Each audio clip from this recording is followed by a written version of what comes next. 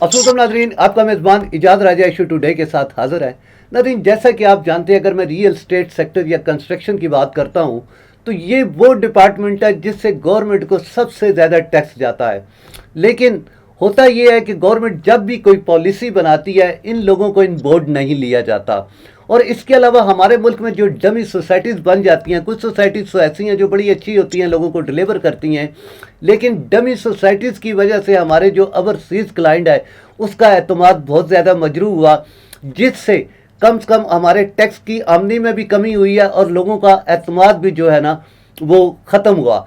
इसी सिलसिले में आज हमने मदु किया हुआ है जनाब वाजिद अली साहब को। वाजिद साहब वाजिद कंस्ट्रक्शन एंड बिल्डर्स के सीईओ है। आइए उनसे आपकी मुलाकात करवाते हैं और जानते हैं कि वो इस बारे में क्या कहते हैं। अस्सलाम वालेकुम वाजिद साहब।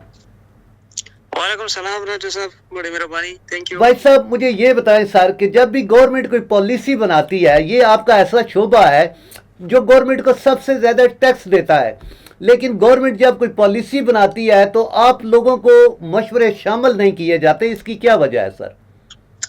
बिल्कुल सर, ऐसा ही है। जब हुकूमत कोई पॉलिसी बनाती है तो हमें बिल्कुल ऑन बोर्ड ही नहीं रखते, क्योंकि ग्राउंड पे तो हम होते हैं, काम तो हम लोग करते, ऊपर से वो पॉलिसियां बना के हम पे इम्प्लीमेंट कर लेते हैं ना।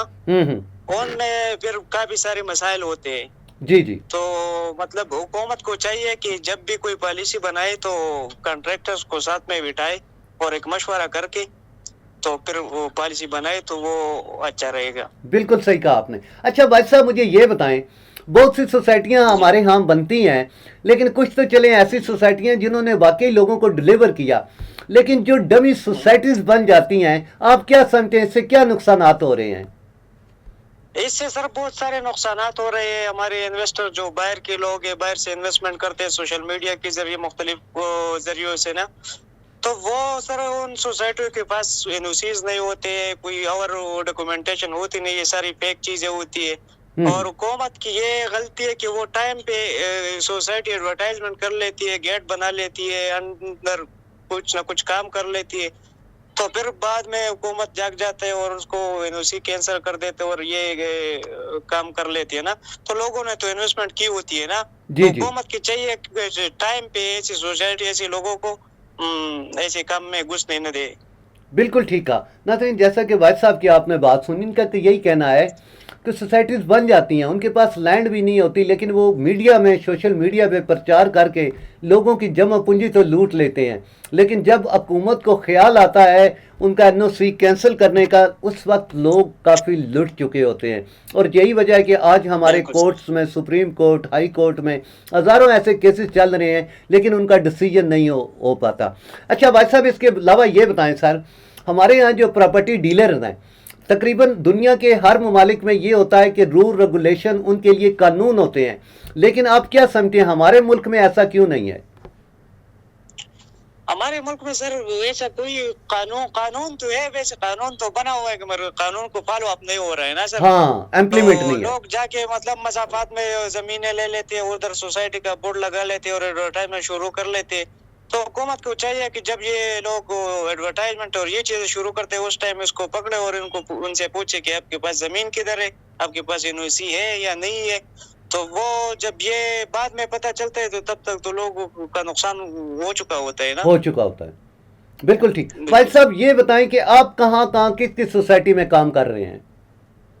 सर हम तो इस्लामाबाद रावलपिंडी में मुख्तलिफ सोसाइटीज में काम कर रहे हैं, फैसल टाउन में कर रहे हैं, B17 में भी कर रहे हैं और CDA सेक्टर्स में भी कर रहे हैं। मतलब इस्लामाबाद रावलपिंडी के अंदर जिधर भी हो हम काम कर रहे हैं कंस्ट्रक्शन का।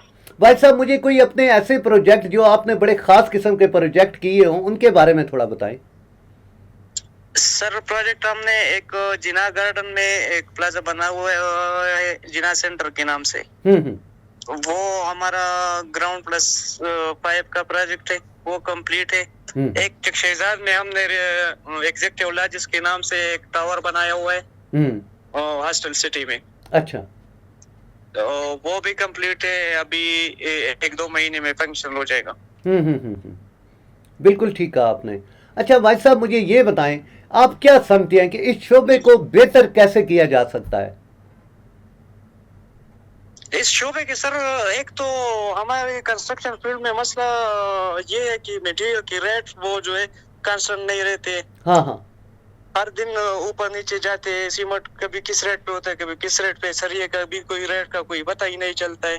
تو کوئی چیز اسٹیبل ہی نہیں ہے نا. مطلب اگر کوئی کنسٹرکشن کرنا چاہ رہا ہے تو وہ اگر کوئی اپنا ذہن بناتا ہے, کوئی اسٹیمیٹ بناتا ہے, تو وہ جب کام شروع کرتے ہیں تو اس ٹائم وہ اور مہنگے ہو جاتے ہیں.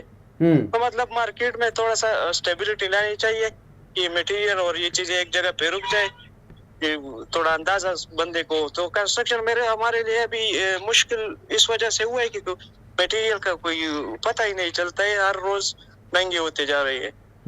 بالکل ٹھیک. اچھا بھائی صاحب, بالکل آپ نے جیسے کہا, تو پھر آپ مینیج کیسے کرتے ہیں؟ آپ کو تو بڑا نقصان ہو جاتا ہوگا ریٹ اوپر نیچے ہونے کی وجہ سے. ایسا ہی ہے سر, ہمارا تو کاروبار ہے, فیلڈ ہے, تو ہم تو کرتے ہیں, مگر یہ بھی ہوتا ہے کہ ہمیں نقصان بھی ہو جاتا ہے. کافی سارے نقصان پچھلے دنوں ہم نے اٹھایا ہے یہ میٹیریل کے ریٹ ڈفرینس کی وجہ سے. بالکل ٹھیک کہا آپ نے. اور بھائی صاحب یہ بتائیں کہ یہ جو ہمارے ہاں ڈمی سوسائٹیز بن جاتی ہیں, ان کو کیسے روکا جا سکتا ہے؟ ان کو سر تو حکومت ہی روک سکتی ہے, اور کوئی سسٹم تو ہے نہیں. حکومت کر سکتی ہے, ان کو روک سکتی ہے, بہت ایزیلی روک سکتی ہے, کیونکہ آج کل تو سوشل میڈیا کا دور ہے, ہر چیز کا پتہ چل جاتا ہے. ان کو چاہیے کہ سوشل میڈیا کو تھوڑا سا مینیج کرے, ان کا فالو اپ کرے کہ ایسا کوئی ایڈورٹائزمنٹ یہ آئے تو اس کی پیچھے تحقیق کرے. اگر وہ ٹھیک ہے تو چلنے دے, اگر غلط ہے تو ان کو اسی ٹائم پہ بند کر دے. بھائی صاحب, ہمارے ملک میں بہت ساری کنسٹرکشن کمپنی ہیں, لیکن آپ اپنی کمپنی کو دوسروں سے منفرد کیسے دیکھتے ہیں؟ کیا خاص بات ہے واجد اینڈ کنسٹرکشن کمپنی میں؟